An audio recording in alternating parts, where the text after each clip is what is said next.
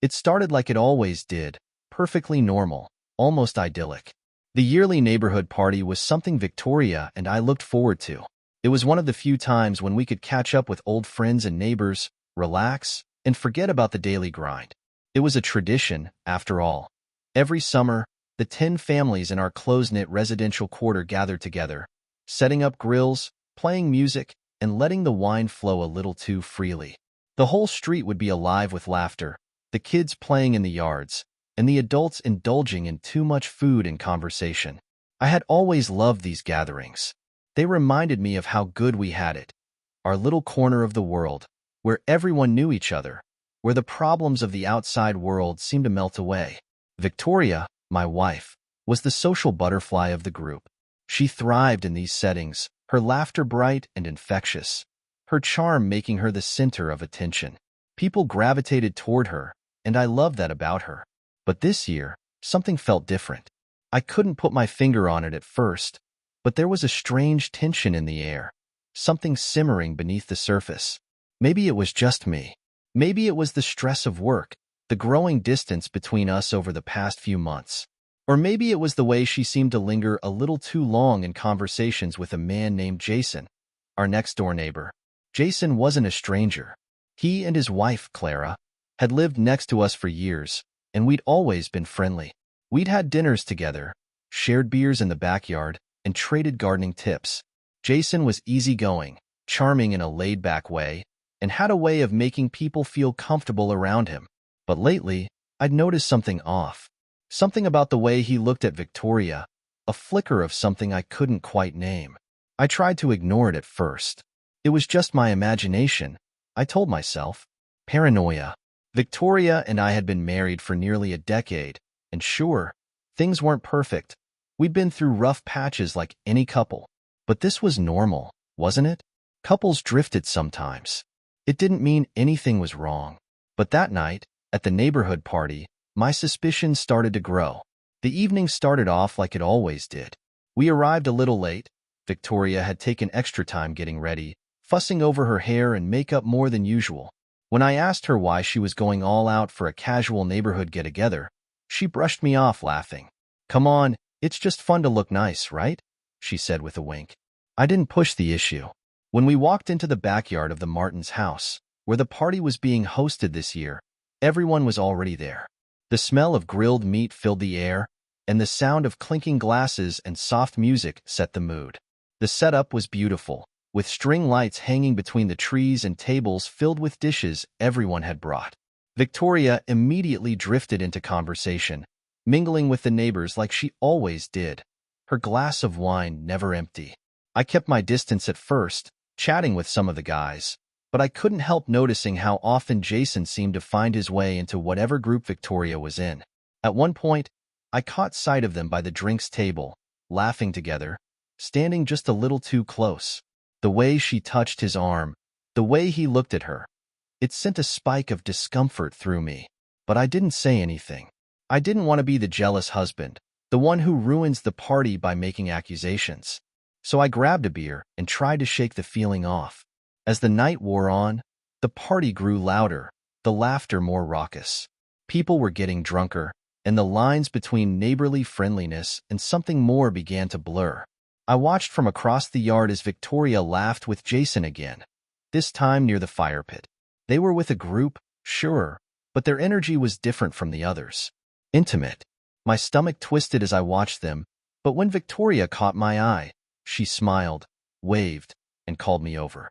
"Come join us, babe," she said, her words slightly slurred from the wine. I walked over, trying to play it cool, but I couldn't shake the nagging feeling that something was off. Jason grinned at me, raising his beer. "Great party, huh?" he said, as if nothing was wrong.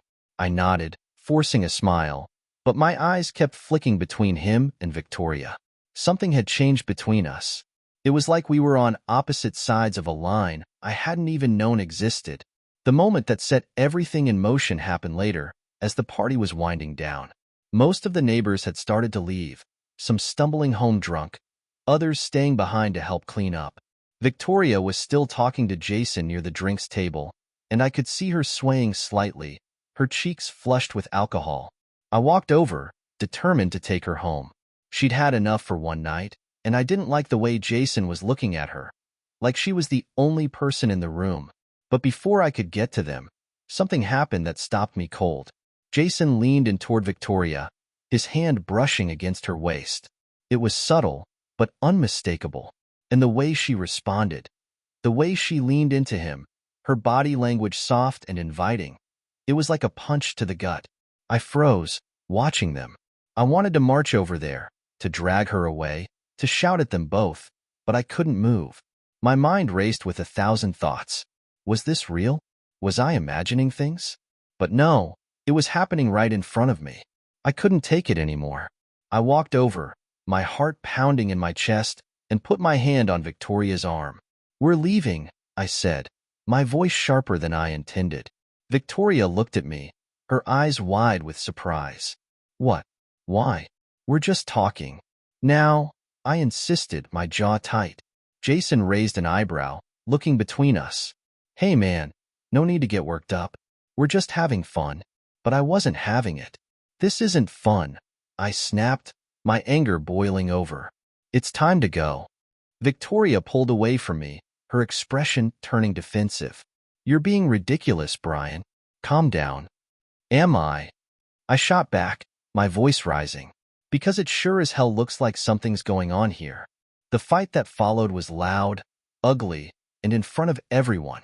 Neighbors who were still lingering stared at us, their conversations dying down as they watched the drama unfold. Victoria accused me of overreacting, of being paranoid, and I accused her of, well, everything. Of flirting with Jason, of disrespecting me, of crossing lines that shouldn't be crossed. Jason tried to step in, to play the peacemaker, but that only made things worse. I turned on him, my fists clenched at my sides. "Stay out of this," I growled. "You've done enough."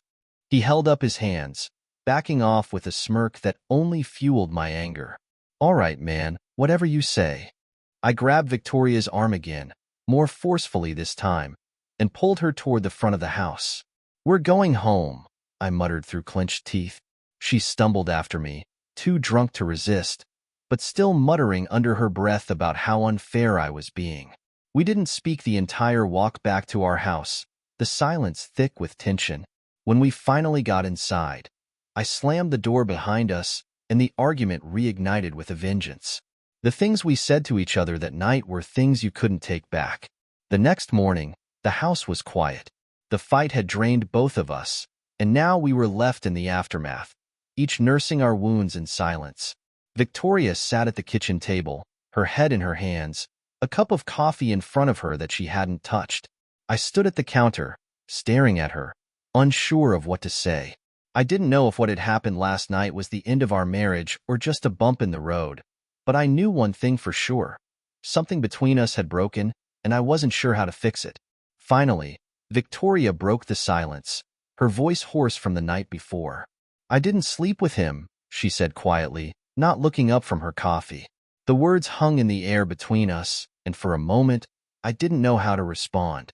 I wanted to believe her. I really did. But the memory of the way she had leaned into him, the way they had looked at each other, was burned into my mind. "Then what the hell was that?" I asked, my voice tight. She sighed, running a hand through her messy hair. "I don't know, okay? I was drunk and I wasn't thinking. It didn't mean anything. But it meant something to me." For days, we barely spoke, the tension between us palpable. I couldn't shake the feeling that something more had happened between Victoria and Jason, even if she wouldn't admit it. Every time I saw Jason in the neighborhood, a sickening wave of jealousy and anger washed over me. I hated him for what he had done, for what he had made me feel. Then, a week after the party, I overheard a conversation between Clara, Jason's wife, and another neighbor. I hadn't meant to eavesdrop, but they were talking in the driveway, and I was outside watering the lawn.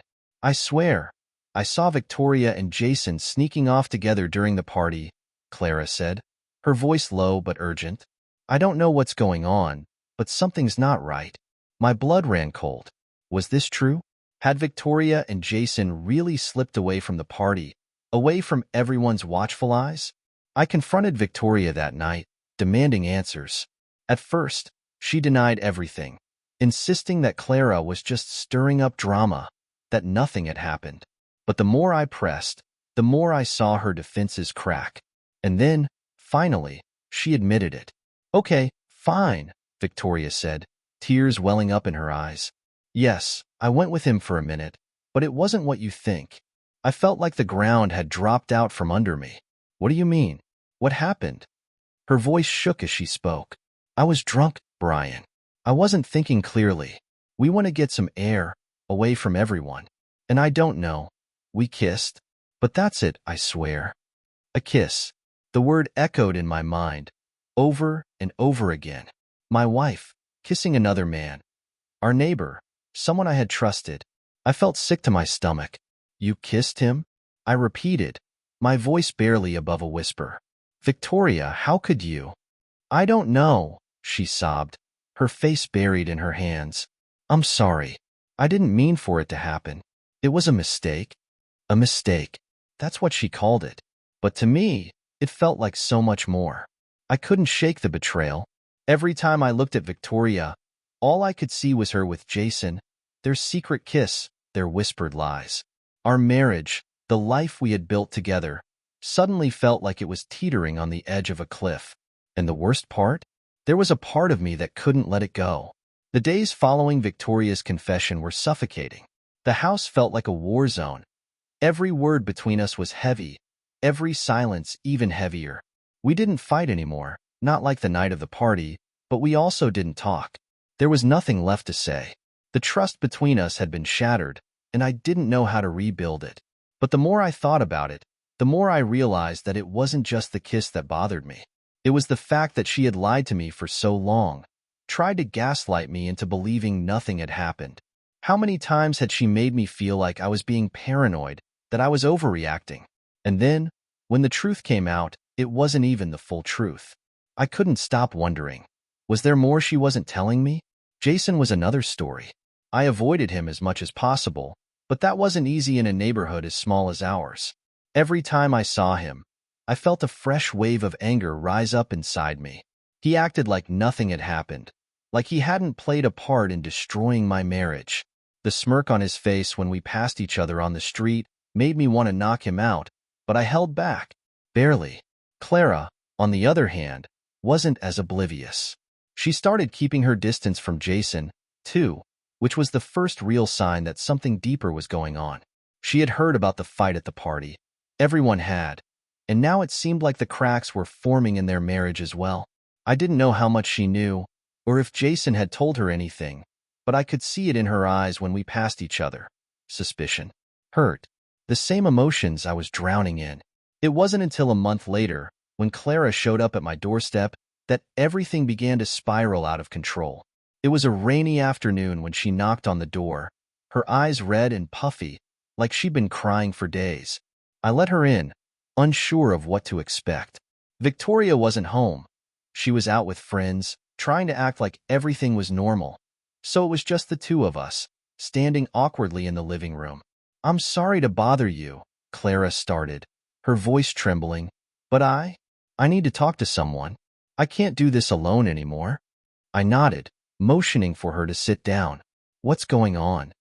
She hesitated for a moment, then wiped at her eyes and took a deep breath. I think Jason's been lying to me. About more than just that night. I don't know what's real anymore. My heart raced. What do you mean? Clara fidgeted with the hem of her sleeve, looking down at her hands. After that night, after you and Victoria fought at the party, I started noticing things. Jason's been acting strange, more secretive than usual. He gets defensive when I ask where he's been, and I found messages. Texts between him and Victoria. The room felt like it tilted for a second. I blinked, trying to make sense of what she was saying. Texts? Like what? Clara shook her head, tears spilling down her cheeks. They weren't explicit, not at first, but it was clear they were talking behind our backs, meeting up when we didn't know. And then, a few weeks ago, I found a message from Jason to her. He said he couldn't stop thinking about that night. He said he regretted not doing more. My stomach churned. Regretted not doing more. I felt a rush of anger, my fists clenching at my sides. So it wasn't just a kiss. I'd known it deep down, but hearing it confirmed like this made it feel like I'd been hit by a truck. Clara's voice broke as she continued. I confronted Jason, and he denied everything. Said it was just a joke, that I was blowing things out of proportion. But I don't believe him. I think there's more. I think they've been seeing each other for months, maybe even longer. The walls seemed to close in around me. I had suspected something was off between Victoria and Jason for a while, but hearing Clara's suspicions, hearing that there were texts, secret meetings, it brought everything into sharp, painful focus. I'm sorry, Clara, I said, my voice hoarse. I didn't know it was this bad. Victoria told me it was just the kiss, but now I don't know what to believe. Clara nodded, her expression filled with a mixture of sorrow and exhaustion. I don't know what to do anymore, Brian. I feel like I'm going crazy.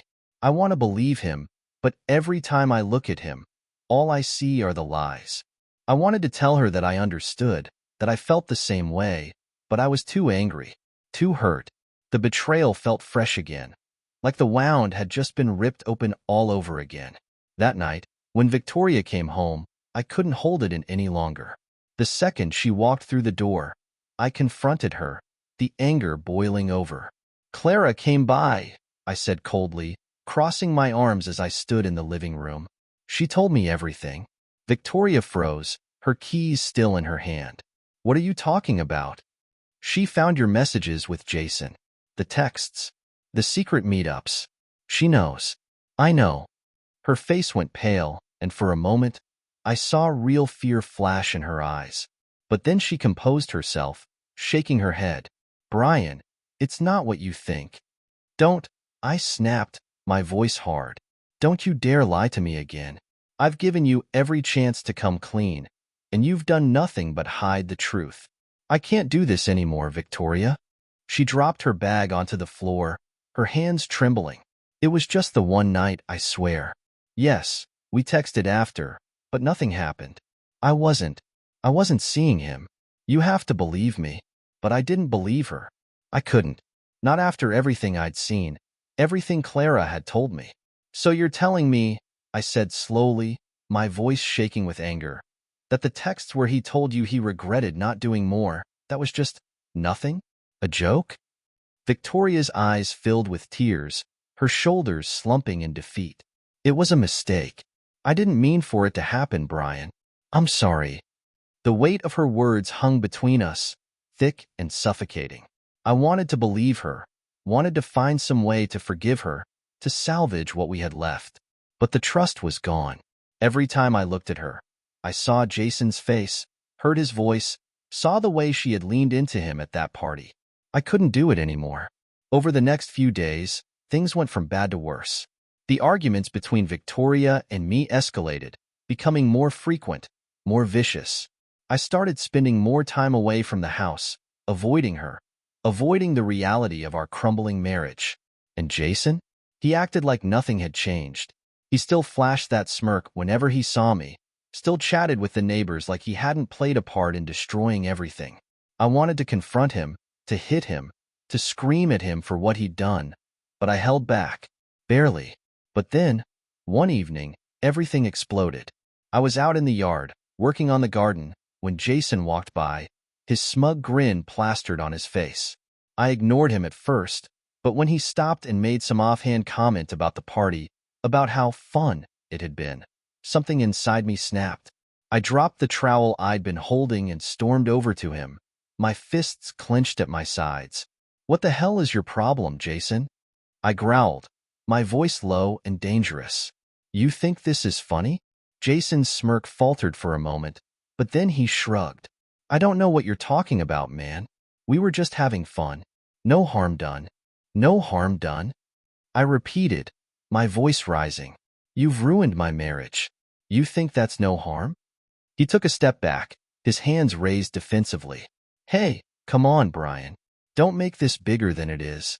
We didn't do anything serious. That was it. I lunged at him, grabbing him by the collar and shoving him against the fence. You kissed my wife. I spat, my face inches from his. You lied to me. Don't act like this is nothing. Jason's eyes widened, and for the first time, I saw real fear in his expression. He put his hands up, trying to push me off. All right, man. Calm down. It was just a stupid mistake. I let go of him, my chest heaving with anger. Stay the hell away from me and my family, I snarled. If I ever see you near Victoria again, I swear to God. But I didn't finish the sentence. I didn't need to. The message was clear. That night, Victoria and I had the conversation I'd been avoiding. It was painful, raw, and honest in a way we hadn't been with each other in years. She admitted that the kiss with Jason wasn't just a one-time mistake. There had been feelings there, something she hadn't been willing to confront until now. She didn't love him, she said, but she had been confused, lonely, unsure of where we stood in our marriage. Why didn't you tell me? I asked, my voice cracking. Why didn't you come to me instead of turning to him? She looked down at her hands, her eyes filling with tears again. I don't know, Brian. I was scared. Scared that we were falling apart and that you wouldn't want to fix it. I sighed, the weight of her words pressing down on me. We could have fixed it, I said quietly. But now? I don't know if we can. A month later, we were separated. Victoria moved out of the house, staying with a friend while we figured out the next steps. The neighbors knew, of course. In a community this small, everyone knew everything. There were whispers, pitying looks, but I didn't care anymore. I was too exhausted to care. Clara filed for divorce from Jason soon after, citing irreconcilable differences. I wasn't surprised. It was only a matter of time before the lies caught up with him too. As for me, I tried to rebuild. Slowly, piece by piece. It wasn't easy, and there were days when I wondered if I'd ever feel whole again. But I knew one thing for sure. I deserved better. And I wasn't going to settle for anything less.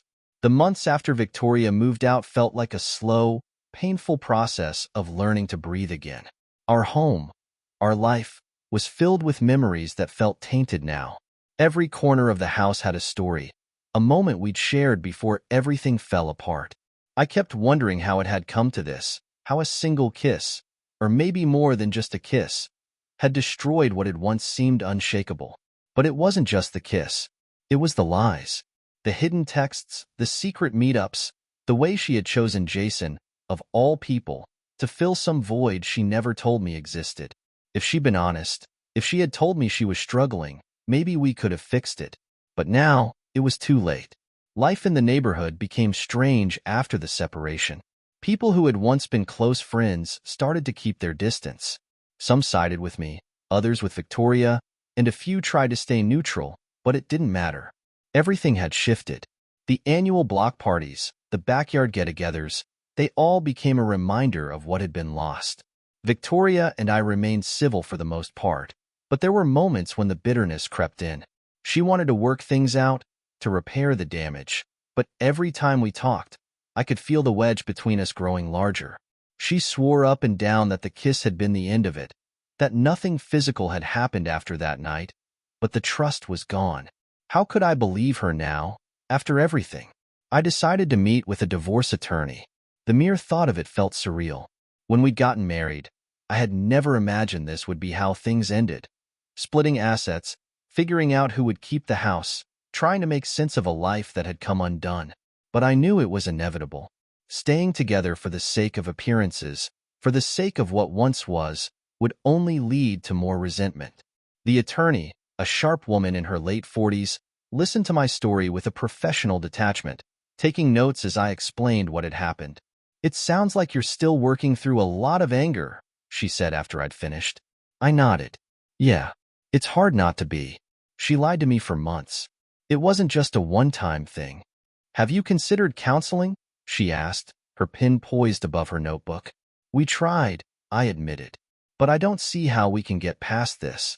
She nodded, then leaned back in her chair, tapping her pen thoughtfully. "Well, here's the thing, Brian. If you're set on moving forward with the divorce, you need to be prepared for the emotional toll it's going to take.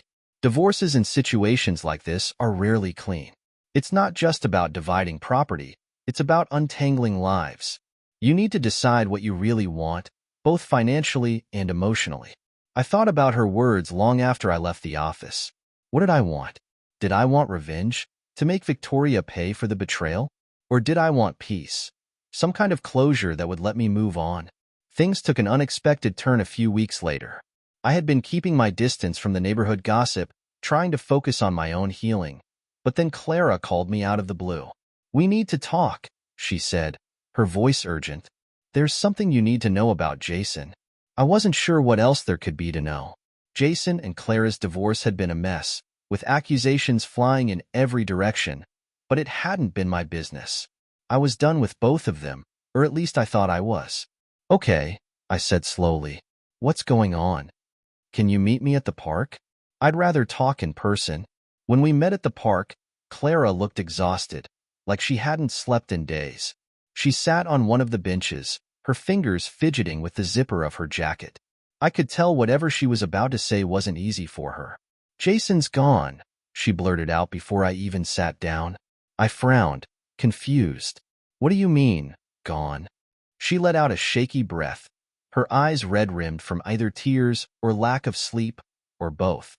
"He left, packed up his things, and took off. I came home from work 2 days ago, and he was gone. No note, no explanation. Just gone." I sat down next to her, my mind racing. Jason leaving didn't make sense. He had always been the cocky, arrogant type, like nothing could touch him. What would make him up and leave without telling anyone? "Did you talk to him at all before he left?" I asked. Clara shook her head. "No, but I found something after he left. Something I think you need to see." She pulled out her phone, scrolling through her messages until she found what she was looking for. Then she handed it to me. It was a text exchange between Jason and someone I didn't recognize. The conversation was brief, but the context was clear. Jason had been planning to leave for weeks. And the reason? He had been seeing someone else. Not Victoria, someone new. Some woman from his work. My heart sank as I realized the implications. All this time, I had thought the issue was between Victoria and Jason, that their kiss had been the tipping point. But in reality, Jason had been stringing Victoria along, using her as a distraction while he carried on with someone else. Clara's voice was strained as she continued. "I confronted him about the messages when I found them. That's when he packed up and left. He didn't even deny it. Just said it was easier this way." I felt a wave of conflicting emotions, anger, frustration, but also a strange sense of relief. Jason had been playing games with all of us. He hadn't cared about Victoria or me, or even Clara, for that matter. We had all been pawns in his selfish game. Did Victoria know about this? I asked, my voice tight. Clara shrugged. "I don't know, but I thought you should know, in case you're still trying to figure things out with her." I nodded, my thoughts racing. This changed everything, but in a way, it didn't. Jason was gone, but that didn't erase what had happened between him and Victoria. The betrayal was still there, and so was the damage it had done to our marriage. But at least now, I had some clarity. When I got home that evening, Victoria was waiting for me, sitting on the couch with a look of uncertainty on her face. We hadn't spoken much in the days since we decided to separate, and I could tell she wasn't sure where we stood. I sat down across from her, taking a deep breath. "I talked to Clara today." Victoria's eyes widened slightly, but she didn't interrupt. "Jason's gone," I continued, watching her reaction closely. "He packed up and left Clara. Turns out he was seeing someone else this whole time." Victoria blinked, the color draining from her face. "What?" "Yeah, someone from his work, apparently." I paused, letting the weight of my words sink in. "Did you know about that?" She shook her head slowly, her hands trembling in her lap. "No, I didn't. I thought—" She trailed off, her voice breaking. "I thought there was something between us, but now? I don't know." I leaned forward, my elbows resting on my knees. "Victoria, I don't know what happened between you and Jason beyond what you've told me, but I need you to understand something. He didn't care about you. He was using you, just like he used Clara, just like he tried to mess with me." She wiped at her eyes, her expression a mixture of disbelief and shame. "I didn't want to believe it, Brian. I thought I could fix things, that maybe Jason was, but he wasn't." I cut in gently. He wasn't what you thought he was. The room fell silent, the weight of the truth settling between us. For the first time since the party, I saw something break in Victoria's eyes. The realization that she had been played, that her choices had hurt everyone around her. And for what? A man who didn't even care enough to stick around. "I'm sorry," she whispered, her voice thick with regret. "I'm so sorry, Brian." I stared at her, feeling the layers of anger and hurt start to shift, start to give way to something softer. It wasn't forgiveness, not yet, but maybe it was the beginning of understanding. "I know," I said quietly. "I'm sorry, too." The divorce was finalized a few months later. There wasn't a big courtroom drama, no shouting or accusations flung across the table, just paperwork, signatures, and the quiet acceptance that our marriage had run its course. Victoria and I parted ways amicably, which was something I never thought would happen after all the hurt, the betrayal, and the months of bitter silence between us. But the strange thing about the end of a marriage is that, in some ways, it's not a moment of fiery passion or confrontation. It's the slow burn of realizing that even the strongest love can fade, and sometimes it doesn't go out with a bang, but with a whisper. We sat down together after the final meeting with the lawyers, sipping coffee like old friends who'd grown apart. There was no longer that electric tension between us, no longer the heated arguments or the tears. It was replaced by a melancholy acceptance.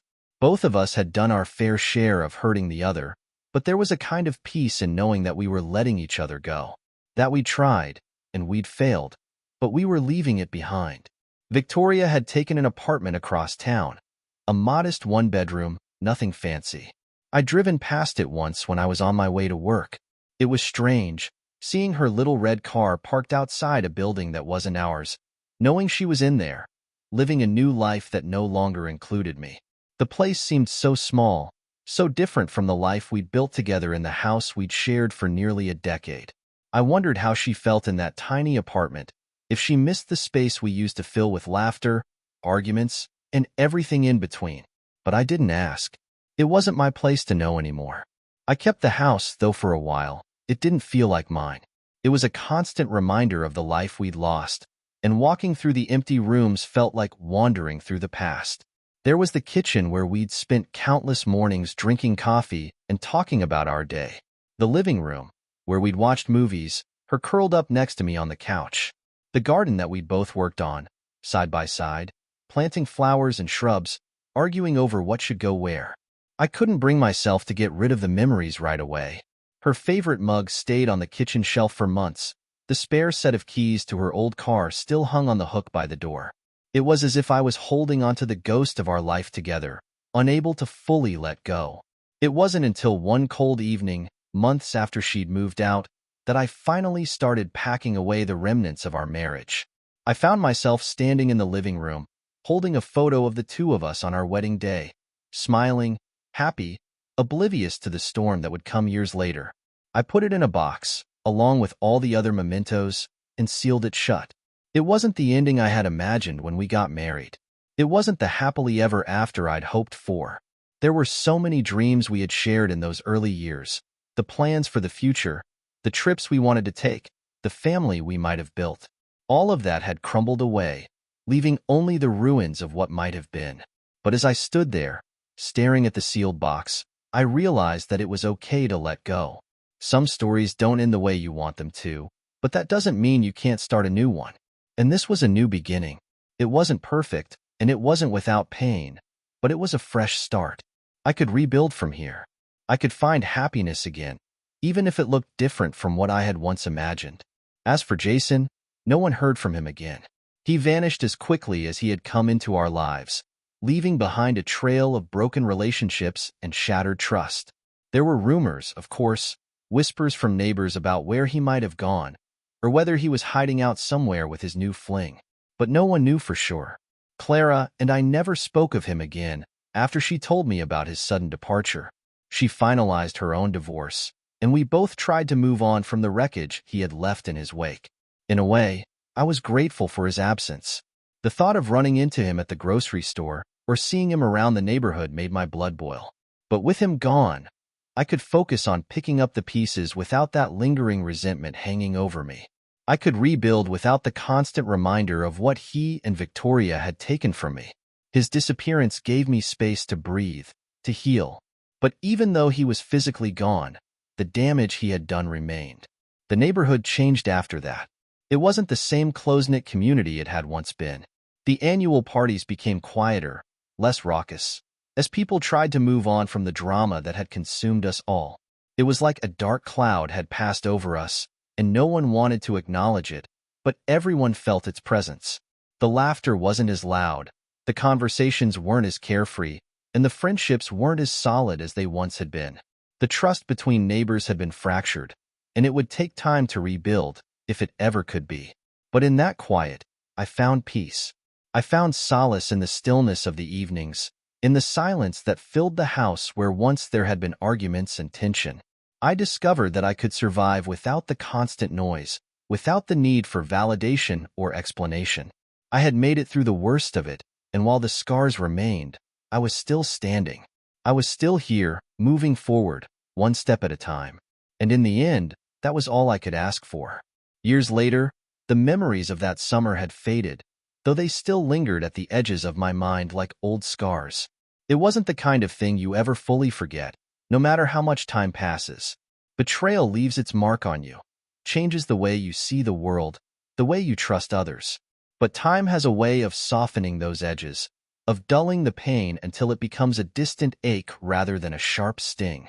Victoria and I stayed in touch, more out of familiarity than anything else.